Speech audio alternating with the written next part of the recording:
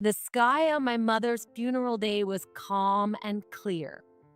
I thought I was able to let my mom go peacefully, but then I ran into the homewrecker. But this time, it's going to be okay with him. I've learned my lesson. It won't be like last time. Just watch. I'm Angela. I'm 30 years old. My dad died when I was little, and I've lived with my mom ever since. I always put on a cheerful face so my mom wouldn't worry. Still, being in a single-parent family was tough. There were hard times. But my best friend was my rock. That's Sarah. Sarah is the same age as me and was raised by a single parent just like I was. In her case, it was her mom who left, but because of our similar situations, we became close and supported each other since middle school. Sarah is really a good person. If only she didn't have that one bad habit. Sarah loved to steal other people's boyfriends. That guy is so cool. If I carelessly mentioned something like that, she would say, Angela, do you like that guy too? So do I. Maybe I'll confess to him. It's not like you're dating him yet, so it's fine, right? This much was still okay. After all, we weren't dating yet. By the way, Sarah has always had a very girly vibe and was popular with the boys. If Sarah was interested, I would step aside. Ever since middle school, every time I liked someone, Sarah would like the same person, and she would end up dating them. Even so, I had a relationship when I was in high school. An upperclassman a year older confessed to me. I kept this a secret from Sarah. There was no deep meaning in not telling my best friend. I was just embarrassed. But even if I tried to hide it, she soon found out. Oh, really? I thought you didn't have anyone you liked because you hadn't mentioned anything lately. Well, I was embarrassed. But from now on, we can each walk home with our own significant others. Yeah, that's right. Sarah said this with a smile. But I soon found out the reason behind my best friend's smile.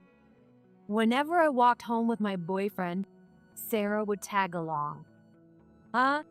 Where's your boyfriend? Aren't you going home with him? He has something to do, so let me join you guys. I don't want to be a third wheel. I just want to be friends with your boyfriend too. She started following us everywhere we went. Then one day, my boyfriend called me out. Angela, I'm sorry. I'm going to start dating Sarah. What? I'm really sorry. I thought of her as just a friend, but now I see her as more. Sarah also said to me, Angela, I'm sorry. I really like him. I can't stop these feelings. If you forgive us, we can be happy. She pleaded with a face about to cry. Even though I was shocked if the two of them felt the same way, I was just in the way. So, tearfully, I agreed and let them be together. After that, only Sarah acted the same around me. I tried to act normal with her too. After high school, Sarah got a job and I went to college far away, so we lost touch. I unexpectedly ran into Sarah a couple of years after I graduated from college and started working. At that time, I was engaged. My fiancé was an upperclassman from my college days, and he now works at a trading company. I took him to my mom's house to introduce him.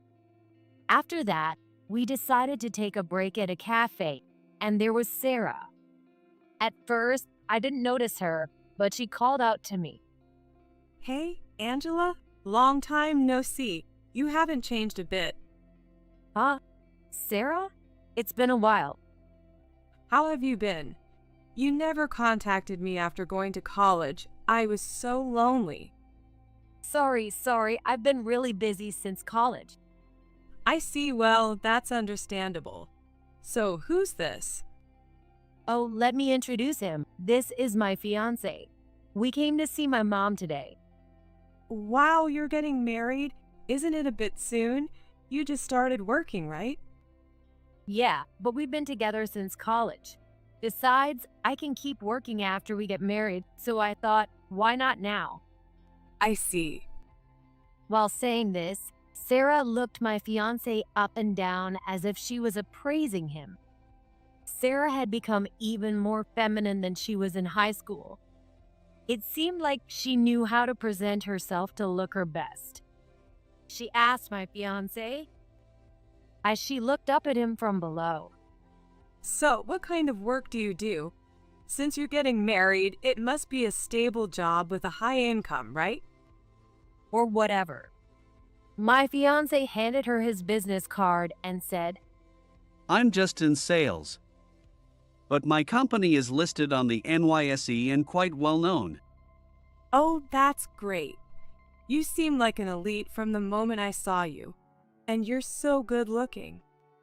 Sarah said this with a big reaction, talking to my fiancé as if I wasn't there. Listening to their conversation, I felt a sense of deja vu.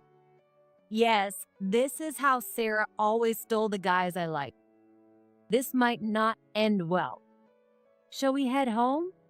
I said, urging my fiancé to leave. Yeah, let's go. He said, and started getting ready to leave. Oh, already? That's too bad. Sarah said. Well, invite me to the wedding. When she said that, I thought my worries were for nothing. However, a few days later, my apartment intercom buzzed. When I answered, there was Sarah. It seemed she contacted my mom to get my address. Since we were good friends in the past, my mom probably gave it to her without any suspicion. Hey, I came over. I happen to have something to do around here, and I didn't get to properly congratulate you last time. She said, looking around my apartment. Is this place just for you, Angela? Are you moving when you get married? Yeah, To a condo, right? that's the plan. I thought so. I looked up your fiancé's company. Salespeople at that company make around $80,000 a year, right? That's amazing. I wish I could live in a nice condo with a high-earning husband. Feeling uneasy, I tried to change the subject. So, how about you, Sarah? Marriage? Are you seeing anyone now? I am, but his salary isn't that great. Our conversation wasn't matching up. I wasn't asking about salaries at all. But Angela, you're lucky. Your fiancé makes $80,000 a year. You'll have an easy life after marriage. Huh? I didn't choose him for his income. At that moment, my fiancé called and we decided to have dinner with Sarah. Why did it turn out like that? Looking back, Sarah always had a way of making things go her way. By the time you realized it, it was too late. Just like before, Sarah never let her prey get away, especially when it was her best friends. A few months later, my fiancé suddenly said to me, Angela, I'm sorry. I can't marry you. What? What do you mean? I'm really sorry. I don't want to say this, but I'm marrying Sarah. What? Why? Since when were you two involved? Remember when we had dinner with Sarah? She said she wanted to surprise you at the wedding, so we exchanged contact info. We met up several times for planning, and one night she got drunk and we went to a hotel. After that, I'm really sorry. Was it just a mistake? Don't you love me anymore? I do love you, Angela. But Sarah is pregnant with my child. What? I felt the blood drain from my face. I'm really sorry. We had everything planned for the wedding. We'll cover the cancellation fees, of course. I was a fool. When I ran into Sarah, I should have thrown water in her face and walked away. What kind of nerve does she have to visit my place? I didn't want to see her. Angela, I'm sorry. I couldn't help falling for him. I'm pregnant with his child. Please forgive me, She said, crying. I'm the one who should be crying. I don't want to see you again. Don't come here anymore. That was all I could say. My only solace in my sadness was my work. I had always planned to keep working even after getting married, but after the incident with Sarah, I threw myself into my job even more. 5 years flew by. My dedication to work didn't keep me from finding love. I got married 2 years ago. My husband is Richard, our company's legal advisor. Since I work in administration, I had a lot of interactions with him. He noticed how dedicated I was and asked me out a few times before eventually proposing. Our married life is happy, and my career is still going well. I've moved on from the incident 5 years ago, but not everything has been perfect. My mom, who continued working energetically and happily even after I moved out, was diagnosed with terminal cancer. It was too late for treatment. I cried, but my mom smiled and said, I was happy to have you. Thank you. I want to be surrounded by family at the end. So I spent as much time at home as possible, and I was there with her at the end. Today is her funeral. The sky is clear, and I know she will ascend to heaven peacefully. But then I saw something shocking. Sarah was among the attendees. Why are you here? Well, I heard your mom passed away. She was good to me back in the day, so I wanted to pay my respects. She smiled sweetly. Then I saw her eyes light up. She was looking at my husband standing beside me. Did she come here knowing something? And with a clear purpose? Oh, is this your husband? Angela, you got married? Yes, after that. How are things with your husband? Oh, we're getting a divorce. Huh? What about the baby? If it was born, it should be about 4 years old now, right? Oh, there's no baby. I just thought I was pregnant. What? I was really hurt then, too. I truly believed I was pregnant. Anyway, it's all in the past now. I'm going to be single again. She said, staring intently at my husband. What does your husband do? Yes, it has begun. There are quite a few women with a tendency to steal others' partners. But trying to steal the same person twice? Only the woman in front of me would do that. And this time, it's not a fiancé. It's my husband. But I'm not a fool anymore. I'll face her. My husband is a lawyer. I answered. Sarah wouldn't be able to resist when she hears he's a lawyer. Wow, a lawyer must make a lot of money, right? Lucky you. She's still obsessed with income. There are plenty of lawyers with low incomes, but that doesn't cross her mind. I replied, not as much as you think. Plus, he's really busy with all the paperwork and procedures. I nudged Richard to agree. Seriously, it sounds good, but it's not an easy job. But a lawyer means job security, right? By the way, are you still working, Angela? Of course, I love my job. I replied. I see. How about you, Sarah? I'm temping, but the pay isn't great. Being single is tough. I wish I had someone good. She said, staring at Richard. I knew it was about to start, so I ended the conversation. Well, I need to greet the other guests. Then I turned to Richard and said, sorry, can you handle this?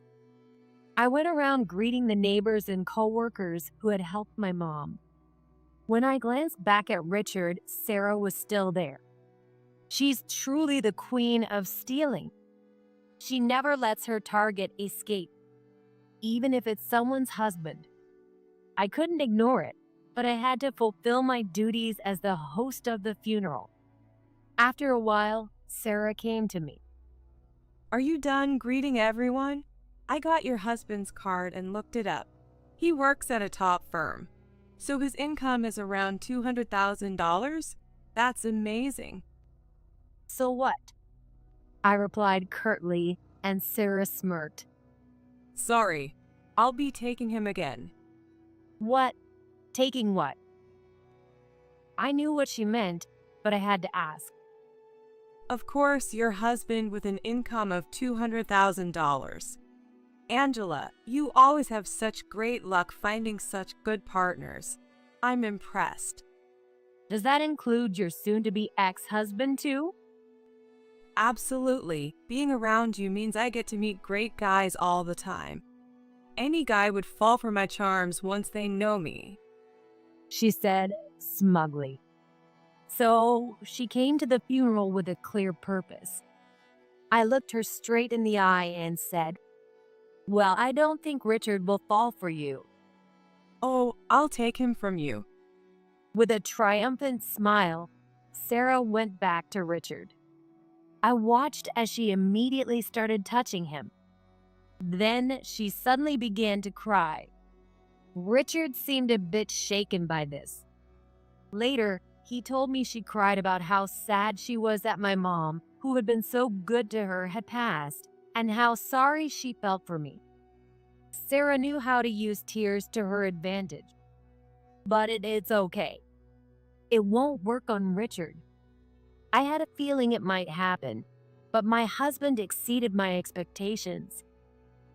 I had told Richard all about Sarah's stealing habits. When we were about marriage, I was open about my not-so-great experiences. If he couldn't handle that, then it wasn't meant to be.